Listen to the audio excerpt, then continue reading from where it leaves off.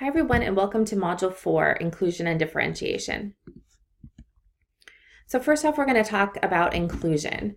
We talked about that earlier on in the semester, but this module, I want you to really sort of think about what does it mean to you? What we talked about was that inclusion means that children are going to be educated full-time in these age-appropriate classroom, general education classrooms in their neighborhood schools with their typically developing peers, with the supports necessary to be able to succeed.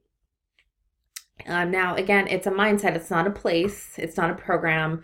It's a mindset at a school or overall that everyone should have the same opportunities. So I want to talk about now why inclusion. Why is that important? So some reasons why. The complexity and depth of our current world demands change. So, earlier on we talked about the history of special education and the fact that, early on, students with disabilities were segregated. They weren't getting the supports necessary in order to make academic achievements and other achievements. And then there were so many laws and other advocacy efforts underway that has changed that. But there's these demands and the complexity of our current world that leads us to really thinking about changing our assumptions about the importance of inclusion. A global, multicultural, and multilingual society demands different skills, attitudes, dispositions than what our educational system is developed for. So it's always sort of making us think about beyond where we're at today and where we're headed. So in order to do that, we think about what skills do students need to adjust to this world and to make it better. And inclusion is one way. At the heart of teaching 21st century learning is learning how to learn. So communication, creativity, problem solving, interpersonal skills. So it's not just, learning how to read, things like that. It's all of that package. And the best way to do that is through inclusion. When student diversity is the reigning assumption, it is possible to accelerate the transformation of schooling practices and better prepare every student for the future, which is already here. So again, it's also really important for us to think about student diversity. Every student learns differently. Every student has a different background, and they bring those experiences into the classroom. And it's important to think about that when we think about inclusion. Again, reasons why: efficacy data.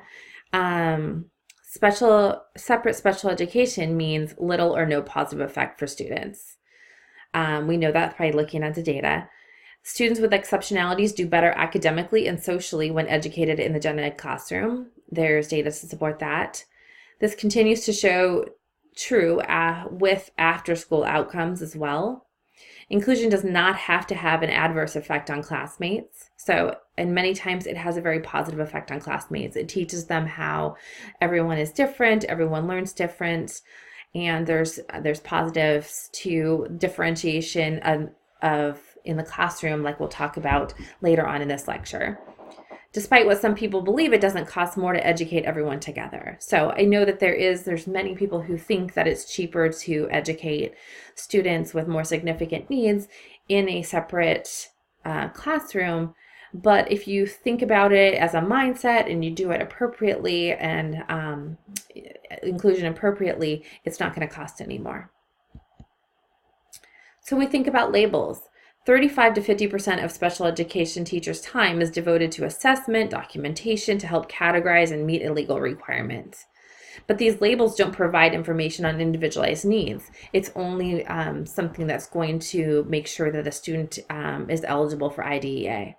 And just because you've identified a student with autism doesn't mean that you learn in that same way, that you're motivated by the same things. Every student with autism, for instance, learns differently, may have different gifts and talents as someone else that also has autism. So just looking at an IEP and just looking at a label in order to meet IDEA eligibility is not enough. We need to get to the heart of the individual, which can only be done together. And as we learned previously, that's in collaboration with the rest of the IEP team.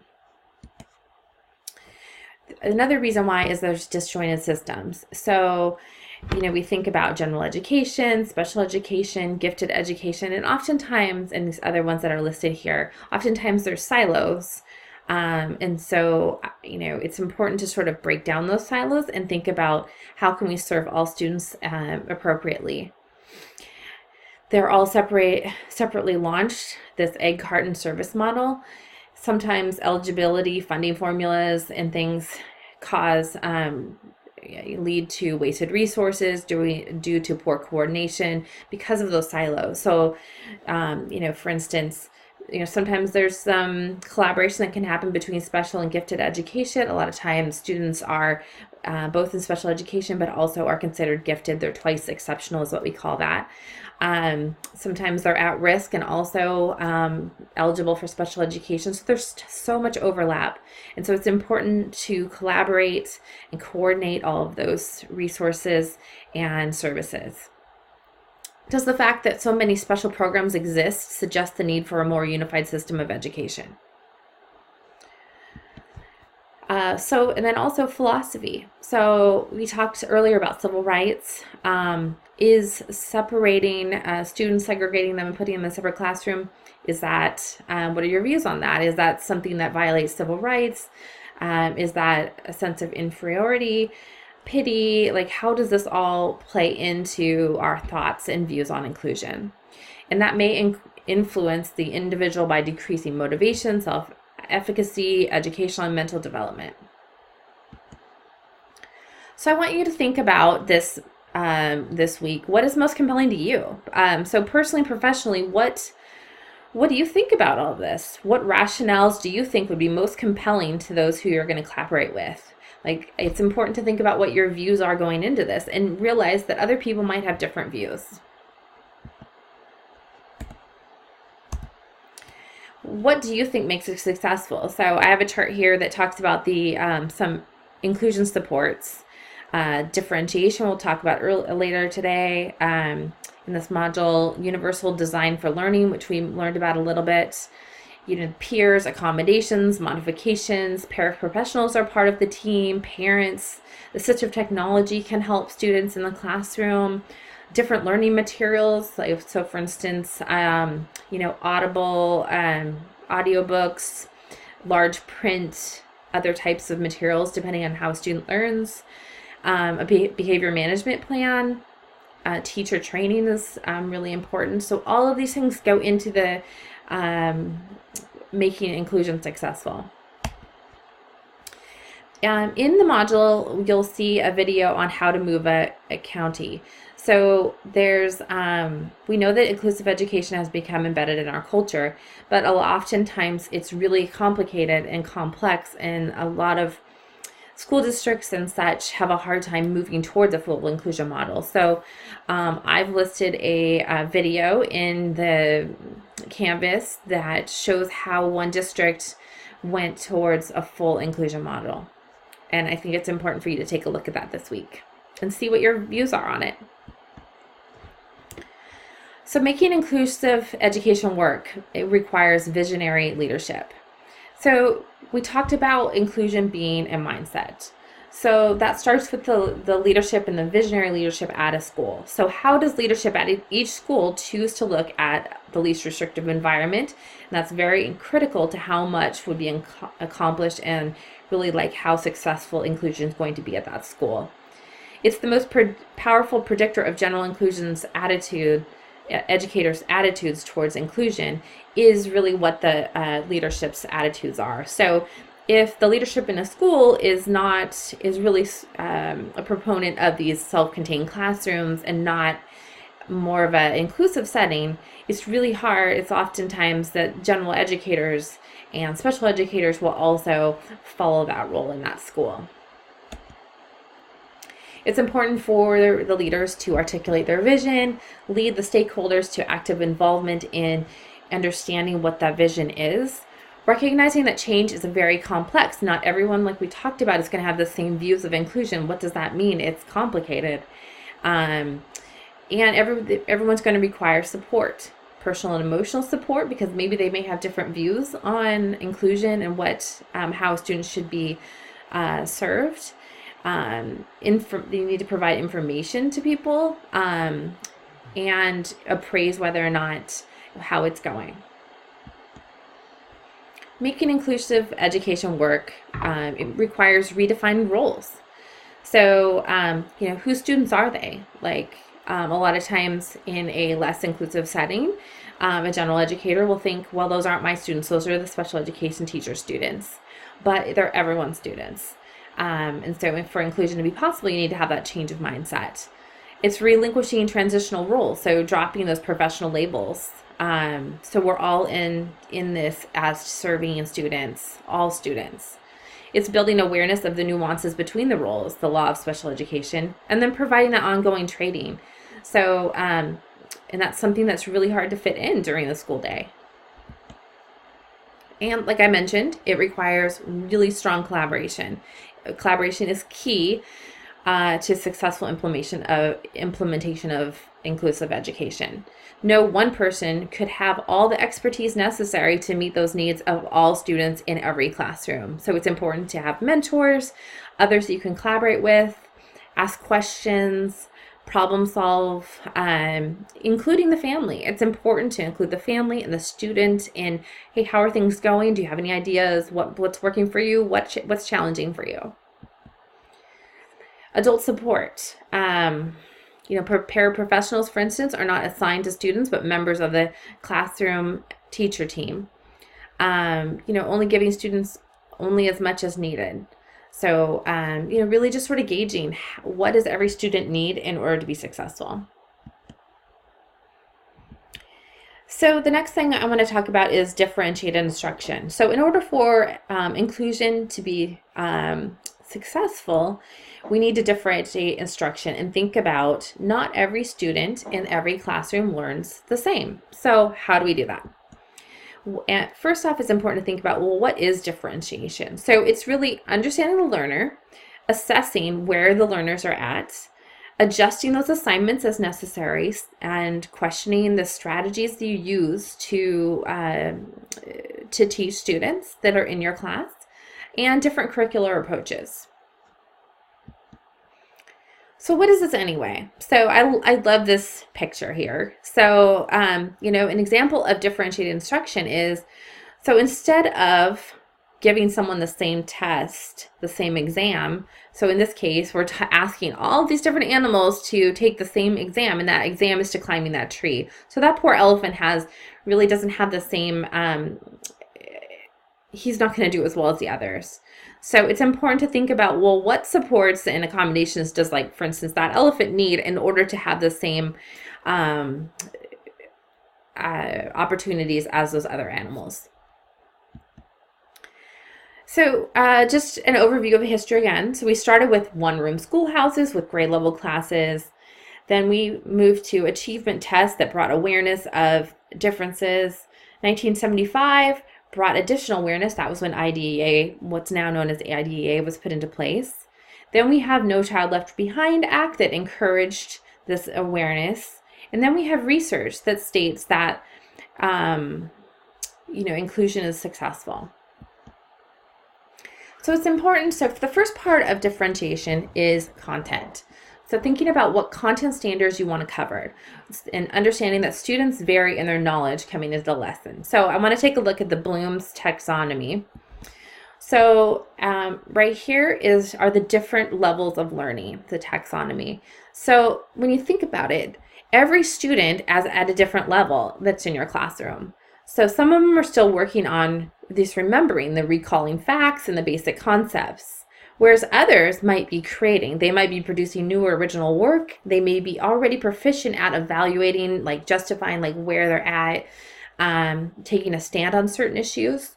So you can see here, students are all at different levels here. They all are, and then some might be working on certain areas. And so when you think about differentiation, it's really being able to coming up with different ways for students to kind of learn the same content, but learn it in different ways and show mastery in different ways and meet them where they're at. So some examples of content differentiation. First off is matching vocabulary words to definitions, reading a passage of text and answering related questions, thinking of a situation that happened to a character in the story and a different outcome, differentiating fact from opinion in the story, identifying an author's position and providing evidence to support his viewpoint, and creating a PowerPoint presentation summarizing the lesson. So those are all different types of ways that students can show mastery of a particular subject. Then we think about process. So what is the student's learning style and making sure that instruction meets that learning style.